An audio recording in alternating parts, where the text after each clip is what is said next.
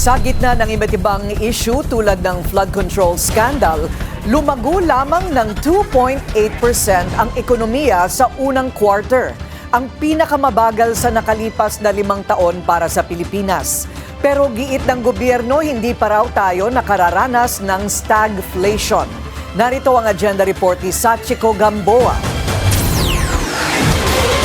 The Philippine economy slowed, only growing by 2.8% in the first quarter of 2026, according to the Philippine Statistics Authority this morning. Ito ang pinakamababang GDP growth since the pandemic or since the first quarter of 2021.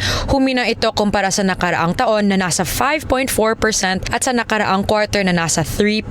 Ayon kay Department of Economy, Planning and Development Secretary Arsenio Balisacan, affected pa rin ang economy ng tatlong malalaking headwinds. First, the lingering effects of the flood control corruption controversy weighed on consumer sentiment and business and investment confidence.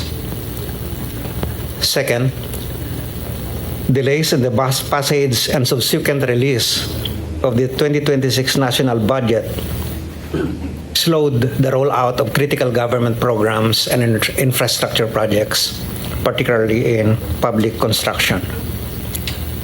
Third and foremost, the conflict in the Middle East, which escalated toward the end of February, triggered higher global oil prices and renewed supply chain pressures. Dagdag pressure rin sa ekonomiya ang expected El Nino phenomenon na forecasted na magkakaroon ng lasting effects until early 2027. Bagamat nagpatuloy ang growth sa majority of industries, nakapagtala naman ng decline ang construction sector at 2.8% at agriculture, forestry, and fishing at 0.2%.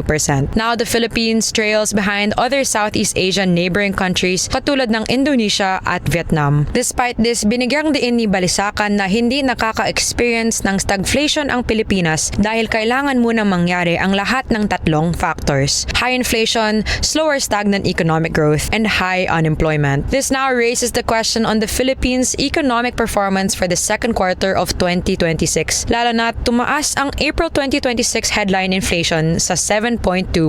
With this, the picture for the Philippine economy in the months ahead remains difficult. Para sa agenda, Sachiko Gamboa, Billionaire News Channel. Manatiling nakatutok sa Billionaire News Channel. Sumubaybay sa aming social media accounts at mag-subscribe sa aming YouTube channel para sa mga bago at eksklusibong balita.